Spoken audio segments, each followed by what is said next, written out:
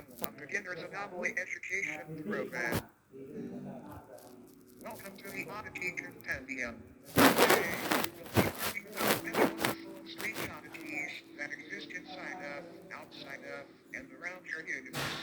These strange phenomena can range anywhere from life forms, products, and organizations to even events of anomalous time period. Important. The following information has been acquired from realities that may be separate from the one you are currently residing in. Please be aware that knowledge or comprehension of incompatible information may result in a conscious reality fracture.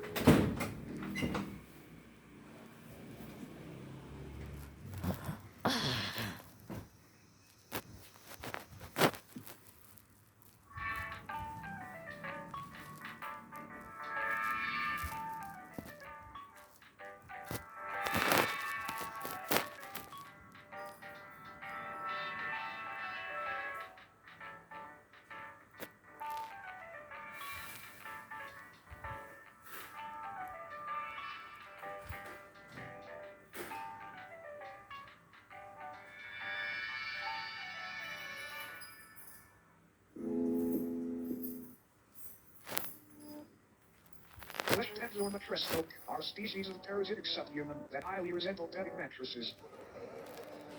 The body of a dormant flesh bed appears identical to a standard mattress. However, slicing the thin sheet-like skin reveals many soft organs, limb-like appendages, and a humanoid head which hides beneath the skin. They were first discovered in the late 1960s when the mattress company was surveying excess storage. Upon finding many seemingly pristine mattresses that had not been sold, they gave them away to thrift shops and people in need. The people who received the mattress folk initially had no issues with the faux beds. It wasn't until the air began to warm up that these beds awoke from their uneventful hibernations. The first recorded victim was 19-year-old Alice Fidger. She had been sleeping on the west bed for roughly 6 months before her sudden disappearance. After noticing the stench of sulfur and rot originating from her bed, her family called authorities, and the inside of the mattress revealed a feasting parasite, several hundred human bones, and a half-digested Alice. The method in which mattress folks sustain themselves is by waiting for the body heat of a host to wake them from their dormant state. Kind of like an egg, but not nearly as tasty. After they wake, they slowly unfold themselves from their soft mattress-like bodies. This process is very gradual and happens underneath its body or on its side so as not to be detected. After roughly a month of this process and on a night 70 degrees Fahrenheit or higher, its head and arms fully emerge and pull the sleeping host into its body, where prey is slowly digested.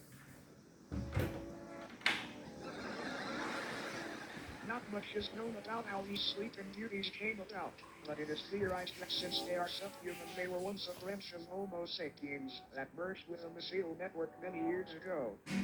Autopsies of flesh-dense digestive systems have revealed DNA samples from thousands of different people in each instance, some even tracing to people born during the 1600s. Another odd thing to note is that the mattress folk themselves contain DNA belonging to humans as well. One instance shared DNA in a blood type with Napoleon Bonaparte, leader of the French Republic during the time that the mattress folk were assumed to have come into existence. All in all, it might be a good idea to throw out that mattress that feels just a bit too warm lately. You might be sharing it with something unwanted.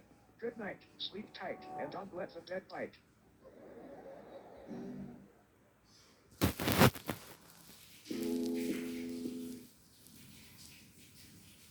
The headless leprechaun is a sub-reality nearly identical to Earth's save, for the fact instead of humans, pale headless corpses remain in their stead.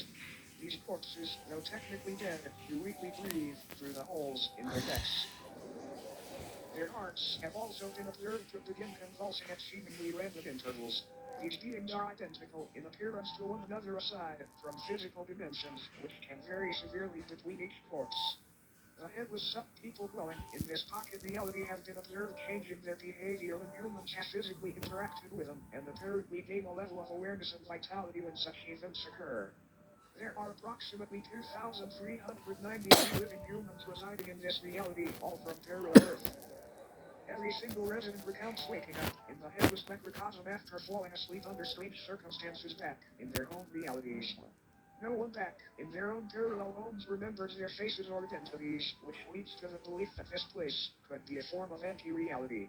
a waste compartment of the universe used for aspects of reality that are useless or harmful to existential fabric. The humans that live in the headless macrocosm are assumed to be taking shelter in abandoned structures and banding together to search for plant-based food during the warmer times.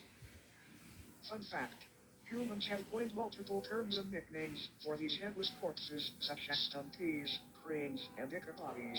Despite this sub-reality being detached from main reality, an incident took place which created a temporary pier between the two.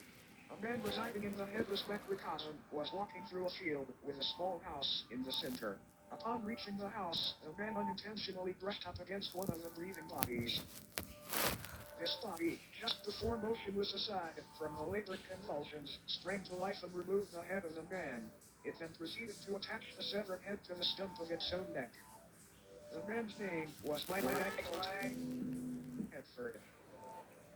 After the corpse had placed Michael's head where its own should be, an event occurred back on Earth in the year 2061 that resulted in governmental intervention. A family's call to the authorities described an impossible figure appearing in their backyard. The presence of this oddity was highly distressing to the family, and they remained inside their home until the situation was resolved. The following photograph depicts this figure they spoke of. Michael Tedford's rotting head is affixed atop its frail neck. After the photo was taken, what was left of Tedford's existence was removed from the premises and taken to an upscale anomaly testing site. Apparently, this corpse was attempting to quite literally become Tedford by wishing off of his existence. These breathing bodies appear to be in a constant state of yearning to reconnect with the roots of reality again, as they have been taken a hold of a dangerous and contagious disease. This disease appears to be non-existence itself. It can affect anyone on Earth at any time, and once it takes hold, the headless macrocosm deems you valid for residence within its endless meadows, filled with fellow patients. But don't worry, it's a rare diagnosis. Another fun fact. Occasionally, crude man-made structures will form seemingly out of nowhere in order to correspond with the structures on parallel Earth. As mentioned earlier, the headless macrocosm itself functions like a digestive tract of the universe, and these structures make the antibodies attempting to fight off the virus of non-existence. Now then, check your head. Screwed on tight. Great, because you might want to hang on tight to it for this next one.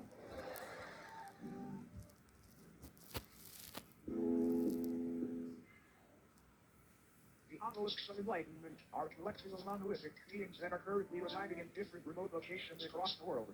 Also known as the Fathers of True North, they appear in groups of 1 to 8 and stand anywhere from 10 to 150 feet tall. Each obelisk is levitated just barely above the ground and facing geodetic north.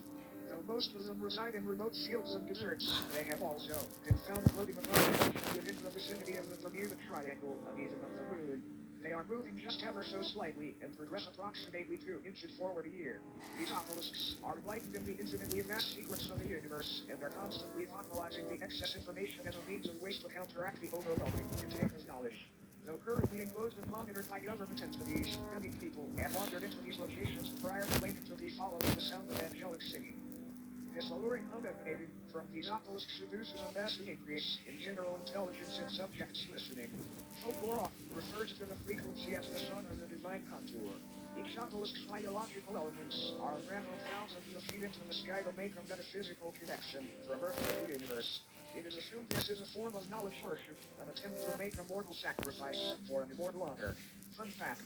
These organs are confirmed to be those of the humans and other biological matter that were absorbed after enlightenment.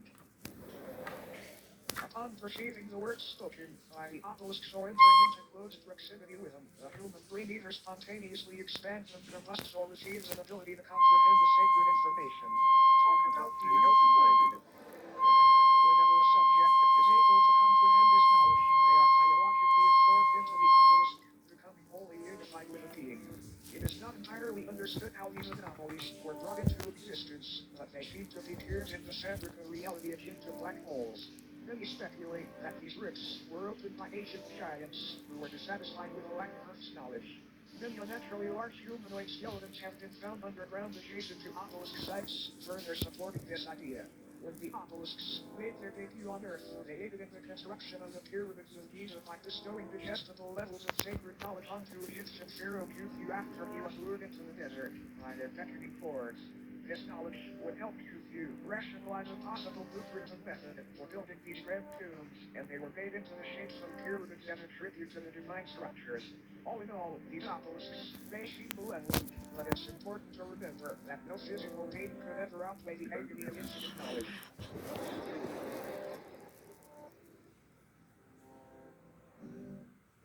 Now, looks like our time here may be almost up. But before you go, it's time for a bonus oddity.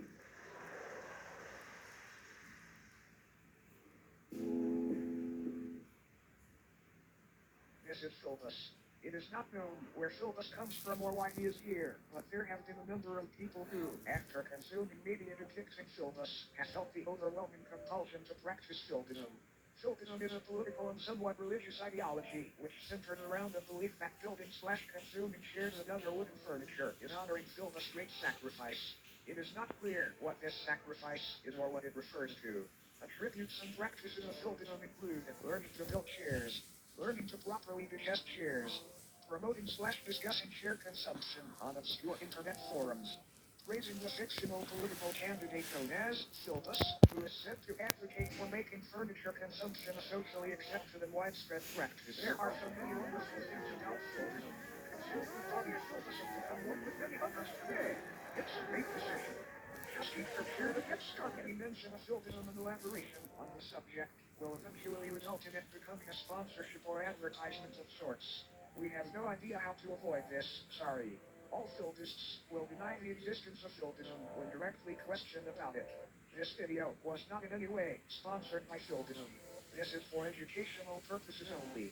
Philbism does not even exist. You can sign up for Philbism certification here. Consider the party of Philbis today. I'm sure as you look at the clock, it's just about time for us to part ways. A cleansing process will now commence. This purely auditory procedure will ensure you do not come away from this with any ailments from beyond